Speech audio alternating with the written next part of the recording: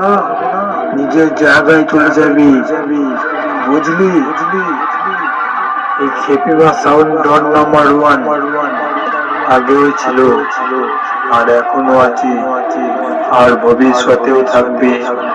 এই দীপু বাজাচ্ছে, এর সামনে আসবি না, তাহলে বিশেষ চাপা ফেলে দেবে, বুঝলি? খেপিমা সাউন্ডের নামটাই কাফি।